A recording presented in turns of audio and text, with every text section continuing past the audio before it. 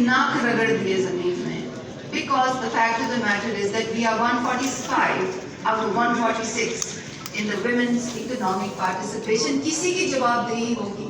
اگر یہ کوئی اور ملک ہوتا, ہمارے ملک میں ہر عورت غریب سے غریب بھی گھر میں نوکری کرتی ہے, ہر رورل عورت جو ہے وہ کھیت میں کام کرتی ہے. could we not explain to the people who were gathering these data کہ ہمارے ملک میں عورتوں کی ورک کہ کو اس طرح سے میجر کیا جاتا ہے؟ مگر آپ کسی کو جواب دے ٹھہرائے نہیں سکتے. آپ اس ملک کی ہسٹری دیکھ لیں, it's a graveyard of projects.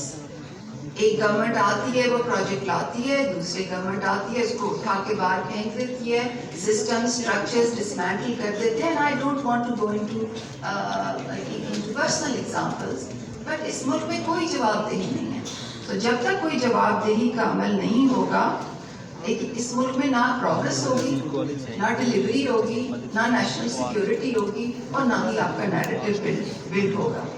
اچھا, اب آپ لیک آف اکاؤنٹیبلٹی میں اور لیک آف اکاؤنٹیبلٹی میں آپ پرفارمنس کی ایکویشن ڈالیں.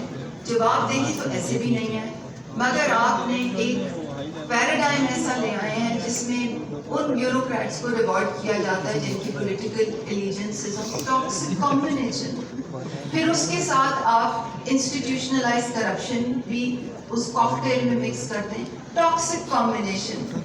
4 سال میں گورنمنٹ میں رہی ہوں, اینڈ اب میں آئی ایم سٹنگ سینیٹر, روزانہ میں دیکھتی ہوں ویٹ کرائسس ہے, شوگر کرائسس ہے, گیس کرائسس ہے, ٹماٹر کا کرائسس ہے, آلو کا کرائسس ہے, اور روزانہ یہی ہوگا. کوئی انفارمیشن گیدرنگ جو کرتے ہیں ان کی کوئی جواب دہی ہے. وہ انفارمیشن گیدرنگ جو کرتے ہیں ان کی کانفلکٹ آف انٹرسٹ ہوتے ہیں, وہ غلط انفارمیشن فیڈ کرتے ہیں. اس انفارمیشن کے بیسس پہ شارٹیج ہوتی ہے, اسمگلنگ ہوتی ہے, پرائس ہائک ہوتا ہے, کنزیومر کو نقصان ہوتا ہے. جو امپورٹرز ہوتے ہیں ان کی باؤنڈری ہو جاتی ہے, ان کو سبسڈی بھی مل جاتی ہے, فارن ایکسچینج بھی لاس ہو جاتا ہے, پرائس ویسی کی ویسی کھڑی ہوتی ہے. اور یہ سائیکلز ہیں. ایک امپورٹ لابی بینیفٹ کرے گی, پھر دوسری امپورٹ لابی بینیفٹ کرے گی, پھر تیسری امپورٹ لابی بینیفٹ کرے گی. یہ چھوٹے سے there's a handful of people who are benefiting. مگر جواب دہی کا کوئی آنسر نہیں ہے.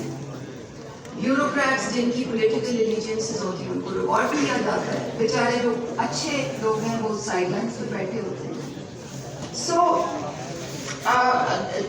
کہنے کا یہ مطلب ہے کہ the country needs some fundamental reforms جو بالکل ہی اکراس دا بورڈ ہوں, جو فاؤنڈیشنل ہوں. اور جب تک یہ ریفارمس نہیں ہوں گی چیزیں ٹھیک نہیں ہوں گی, اور چیزیں بھی ٹھیک نہیں ہوں گی, ڈلیوری بھی ٹھیک نہیں ہوگی, اور آپ کا نیریٹو بھی ٹھیک بلڈ نہیں ہوگا. بیکاز الٹیمیٹلی آپ کا نیریٹو وہی ہوتا ہے جو گراؤنڈ پہ چیزیں ہو رہی ہوتی ہیں. مگر آئی وڈ سے کہ گراؤنڈ پہ اتنے حالات برے نہیں ہیں جتنے کہ میڈیا پہ پروجیکٹ ہوتا ہے. بیکاز میڈیا پہ there is a total doom and gloom situation, and it's been like this for many years, and all this can change.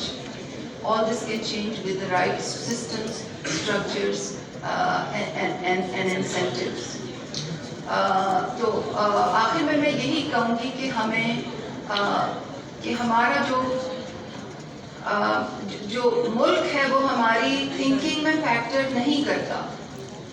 میری کریئر کا بہت عرصہ جو ہے وہ انٹرنیشنل کمیٹیز کو چیئر کرنے, انٹرنیشنل کمیشنز کو چیئر کرنے میں گزرا ہے. اور وہاں میں ہمیشہ دیکھتی تھی کہ جو لوگ آئے ہوتے تھے وار ٹارن ایریاز سے, پیلسٹائن سے جو آئے ہوتے تھے, وار ٹارن ایریاز سے جو آئے ہوتے تھے, ان کی ہمیشہ آئی ٹیک اے پوائنٹ آف ریفرنس کہ ان کے لیے ان کا ملک سب سے پہلے ہوتا تھا. بیکاز دے انڈرسٹوڈ کہ اگر آپ کو آزادی نہیں ہوگی تو پھر سب کچھ بے معنی ہے, ہمارا وجود بے معنی ہو جاتا ہے. مگر ہم ملک کو, اپنی آزادی کو, اپنی خود مختاری کو اس طرح سے داؤ پہ لگاتے ہیں in system, structures, frame work کو انڈرمائن کر کے اور ان کے نہ ہونے پہ. تو میں یہ دعا کر سکتی ہوں کہ اللہ تعالیٰ ہم سب کو یہ ہدایت دے, اللہ تعالیٰ ہم سب کو یہ ریئلائزیشن دے کہ ہمیں یہ ریئلائزیشن ہوگی کہ ملک ہمارے لیے کتنا ہے. Thank you very much.